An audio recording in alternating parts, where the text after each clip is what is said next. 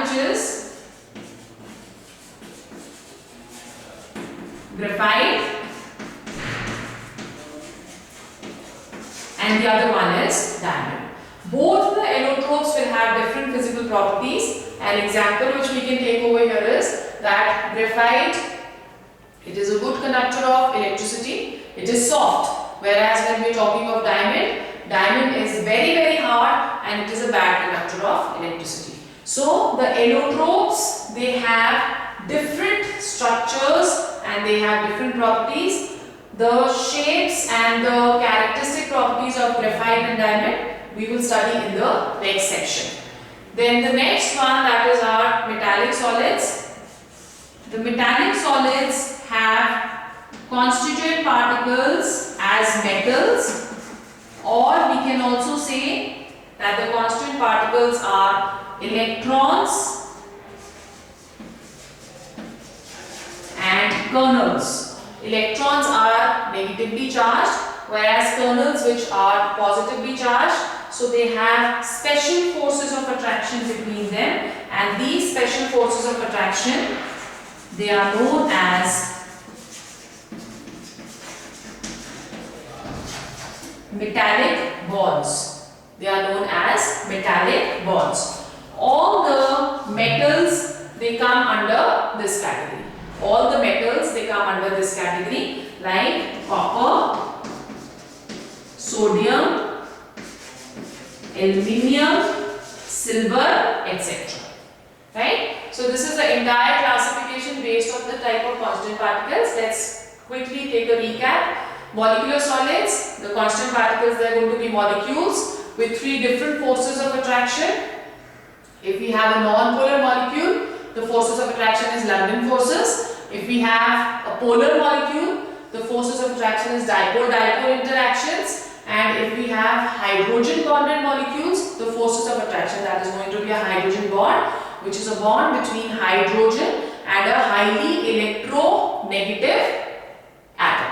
Right? Then we go to ionic solids. The constituent particles is ions over here. They have electrostatic forces of attraction, or they are also known as ionic bonds.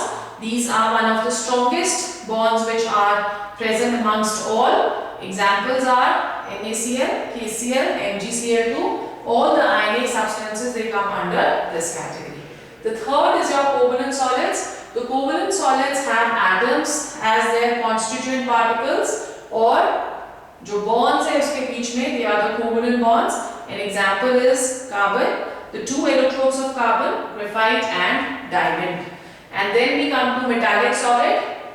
Metallic solid have negatively charged electrons in a sea of positively charged kernels, and they have special kind of bonds between them which are known as metallic bonds.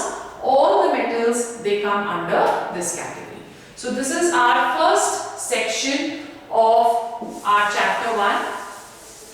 You've already done the difference between the structures of the two allotropes of carbon, that is diamond and graphite. So we'll quickly just memorize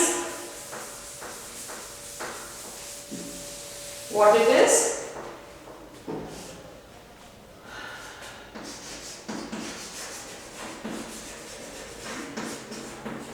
Allotropes of carbon. By allotropes we mean two different structural forms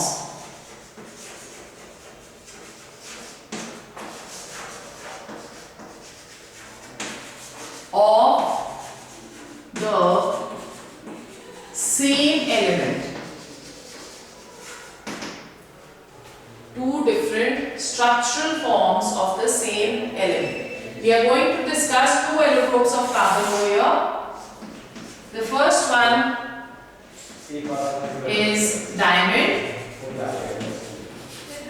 and the second one is graphite.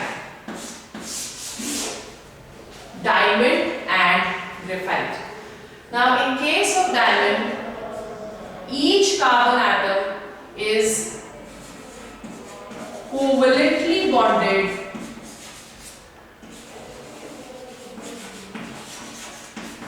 to 4 other carbon atoms.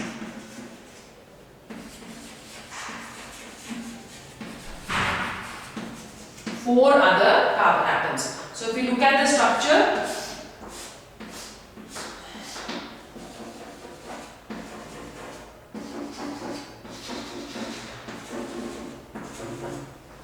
right? So if this is carbon atom 1, it is already bonded to 1, 2,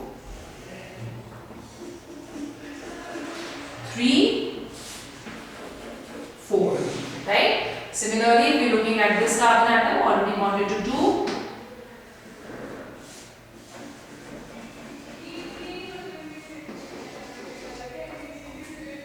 3 and 4. So this carbon atom is already bonded to 2.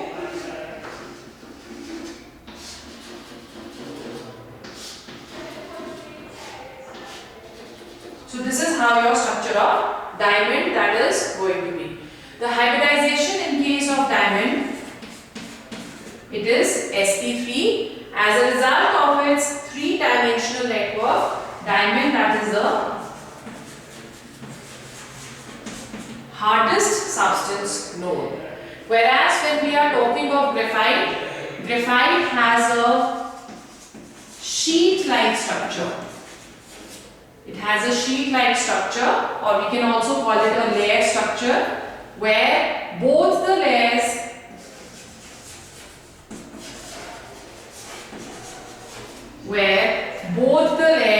they are bonded by van der Waals forces of attraction. Van der Waals forces of attraction.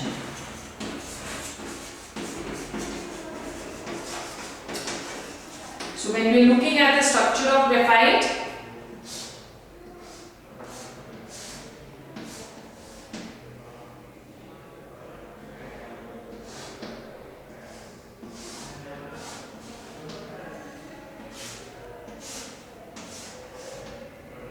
let's see, this is our layer 1, right? And this is the second layer.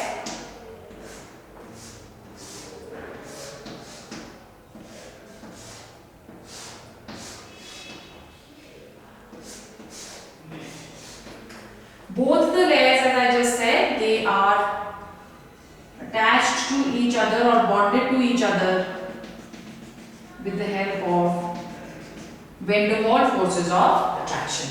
Now, because these forces of attraction are not very strong, as a result, one layer can easily slip over other. The hybridization over here is sp2 hybridization. Because of its slipping nature, it is used in